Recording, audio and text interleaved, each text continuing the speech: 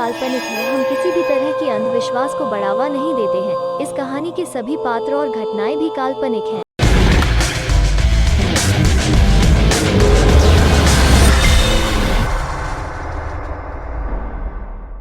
Uncle Harry Stella को call कर रहे थे, पर वो अपना फ़ोन नहीं उठा रही थी। अब उन्हें स्टेला की चिंता होने लगी थी।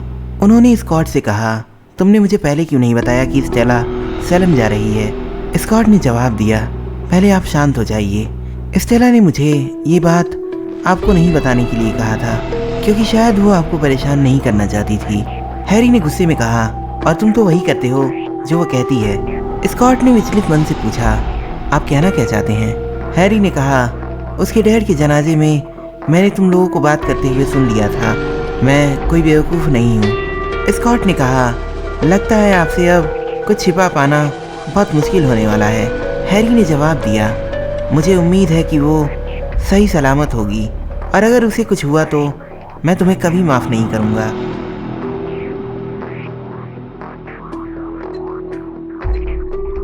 इधर उस आदमी ने स्टेला को वहाँ से जाते हुए देख लिया था, पर जब पुतनाम ने उससे पूछा कि वहाँ कौन था, तब उसने झूठ कहा कि वहाँ कोई भी नहीं है। पुतनाम ने कहा, तो चलो यहाँ से निकलते हैं। इसके बाद पुतनाम वहाँ से निकल गया, पर वो आदमी उसी तरफ नजरें गड़ाए देख रहा था। अगले ही पल स्टेला वहाँ म्यूजियम की खिड़की से अंदर देख रही थी। शायद वो उन दोनों के वहाँ से जाने का इंतज़ार कर रही थी। जब वो दोनों वहाँ से चले गए तो फिर स्टेला अंदर आई। स्टेला को अब ये यकीन हो गया था कि ये दोनों उसके डैड की मौत के बारे में कुछ तो ज़रूर जानते हैं। क्या सच में स्टेला के डैड का एक्सीडेंट हुआ था, या फिर बात कुछ और ही थी? स्टेला के डैड एक पत्रकार थे, तो शायद उन्हें सैलम में हो रही मौतों के बारे में पता चल गया था। शायद इसीलिए उनका एक्सीडेंट करवा दिया गया।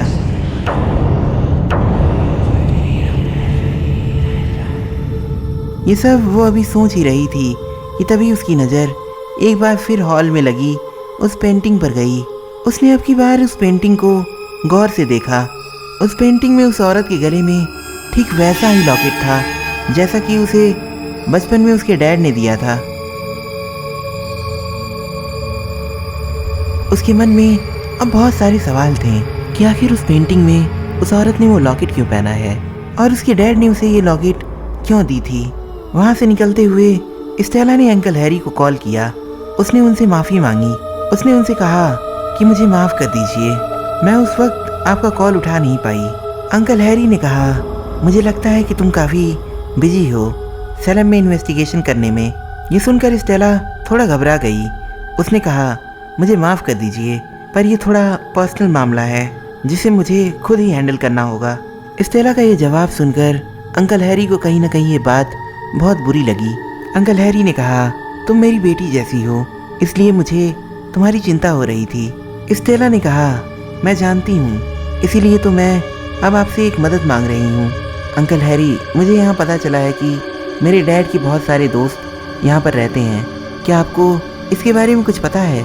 अंकल हैरी ने बताया कि उनकी एक फ्रेंड को वो जानते हैं जो कि वहीं रहती है। उसका नाम एलिना नोलन है। स्टेला ने पूछा, एलिना नोलन, क्या आप उसका एड्रेस जानते हैं? अंकल हैरी ने कहा कि ये बता पाना अब थोड़ा मुश्किल है, क्योंकि एलिना की अब मौत हो चुकी है।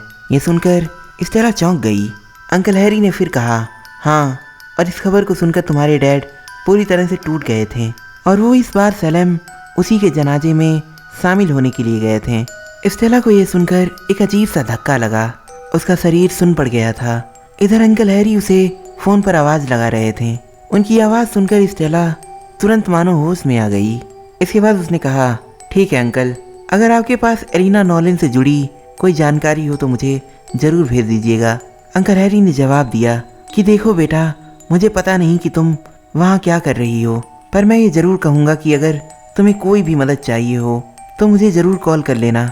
वैसे तुम आज रात वहाँ कहाँ रुकने वाली हो? स्टेला ने कहा, मैं अभी एक पोस्टर की रिकमेंडेशन से सैलम्स पैराडाइज नाम के एक होटल में जा रही हूँ।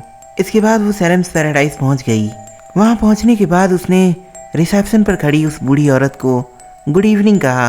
वो औरत उसे अजीब तरीके से घूर रही थी। ये सब स्टेला को काफ़ी अजीब लग रहा था।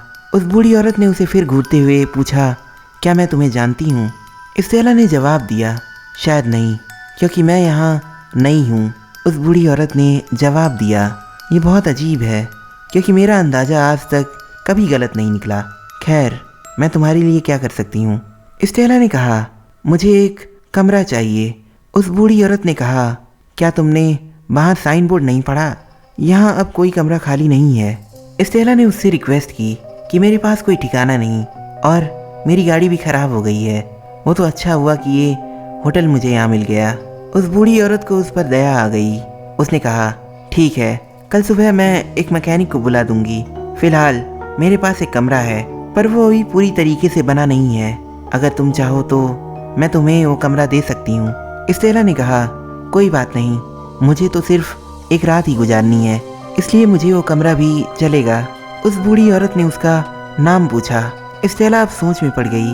उसने सोचा कि वो अपना असली नाम हर जगह नहीं बता सकती, क्योंकि सलेम में उसके काफ़ी दुश्मन हैं। इसीलिए उसने झूठ कहा कि उसका नाम जेन वाटसन है।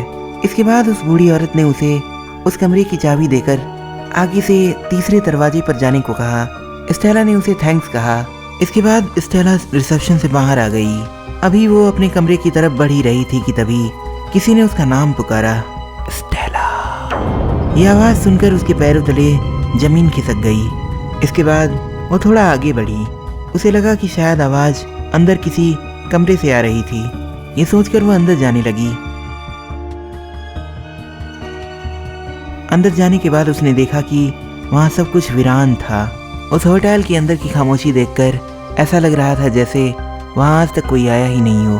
पर उस बूढ़ी औरत ने तो कहा था कि सारे कमरे पहले ही बुक हो चुके हैं। स्टेला अभी ये सब सोच ही रही थी कि तभी उसने देखा कि एक कमरे की बाहर की लाइट फ्लिकर कर रही थी। ये देखकर उसे बहुत अजीब लगा। अंदर कौन है ये देखने के लिए वो उस कमरे के करीब गई। उस कमरे का दरवाज़ा थोड़ा खुला हुआ था। स्टेला ने उसे खोलकर कहा, क्या कोई अंदर है? पर जब वो अंदर गई तब उसने देखा कि कमरा खाली था, वहाँ कोई भी नहीं था। तभी उसकी नज़र उस कमरे के बेड के पाए से लटके एक्सेस कार्ड पर गई। वो एवा होप का सैलम विच म्यूजियम का एक्सेस कार्ड था। उसके पीछे कुछ पासवर्ड जैसा लिखा हुआ था। शायद ये वहाँ के रिसेप्शन पर रखा उस कंप्यूटर का पासवर्ड था। कमरे को देखकर ऐसा लग रहा था जैसे वो कमरा कोई यूज कर रहा था। तभी उसकी नज़र वहाँ टेबल पर पड़े कुछ न्यूज़पेपर के आर्टिकल्स पर पड़ा। उसमें एलिना की मौत की खबर छपी थी। उस आर्टिकल में लिखा था कि एलिना की मौत आग में जलने की वजह से हुई थी और पुलिस को ये शक था कि सैली और एलिना की मौत में कोई न कोई संबंध जरूर है। स्टेला ने कहा, लगता है कि एवा को काफ़ी इंटरेस्ट था इन मौतों के बारे में जानने का। हो सकता है कि वो एलिना की भी दोस्त थी या फिर वो सिर्फ सैली की मौत को इन्वेस्टिगेट कर रही हो। स्टेला ने सोचा। अब स्टेला को पूरी तरह यकीन हो गया था कि उस फोटो में एवा के साथ जो दूसरी औरत है वो कोई और नहीं बल्कि सैली ही है।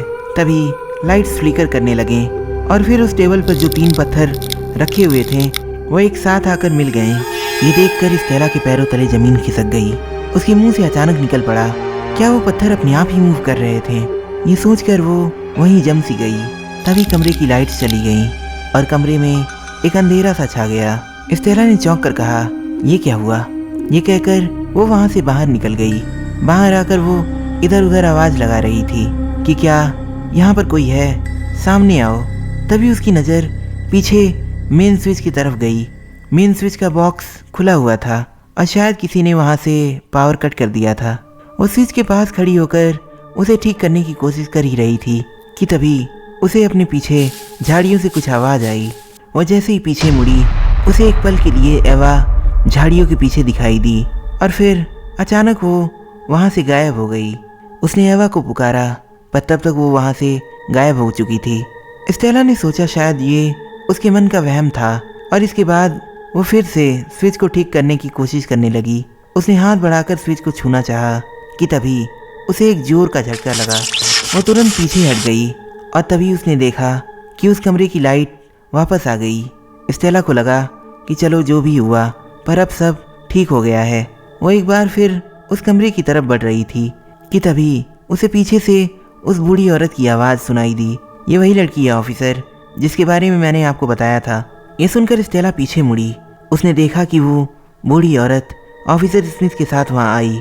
स्मिथ ने कहा कि मैं बिल्कुल भी सरप्राइज नहीं हूँ कि तुम इसमें इन्वॉल्व हो। स्टेला ने कहा, पहले मुझे अपनी बात रखने तो दीजिए। उस बूढ़ी औरत ने कहा कि ये उसका कमरा नहीं, ये लड़की सिर्फ मेरे प्रॉपर्टी में ताक झाक करने आई है। स्टेला ने कहा, ऐसा बिल्कुल भी नहीं है। स्मिथ ने पूछा, तो बताओ तुम इस कमरे में क्या कर रही थी? स्टेला ने जवाब दिया, मैंने उस कमरे से कुछ अजीब सी आवाज़ें सुनी, इसलिए मैं चेक करने के लिए उसमें चली गई और फिर पावर कट हो गया। देखा जाए तो मैंने स्विच को ठीक करके इस बूढ़ी औरत की मदद ही की है। उस बूढ़ी औरत ने कहा, मुझे किसी की मदद की कोई ज़रूरत नहीं, और ख़ासकर उन लोगों से तो बिल्कुल भी नहीं जो इधर उधर ताक झाक करने आते हैं। स्मिथ ने कहा, एक्सक्यूज़ मी मिस नोरा, क्या आप चेक नहीं करना चाहेंगी कि उस कमरे से कुछ गायब तो नहीं? उस बूढ़ी औरत का नाम शायद नोरा था। उसने कहा, नहीं, मैं सिर्फ ये चाहती हूँ कि आप इस लड़की को यहाँ से ले जाइए। स्मिथ ने कहा, मिस एंडरसन, आपको मेरे साथ चलना होगा। स्टेला ने नोरा से बहुत मिन्नतें की कि वो स्मिथ को रोके, पर उसने उसे अनसुना कर दिया। स्मिथ ने कहा, इस औरत को अकेला छोड़ दो और मेरे साथ चलो, अभी इसी वक्त। इसके बाद स्टेला आखिरकार हार मानकर ऑफिसर स्मिथ के साथ चली गई।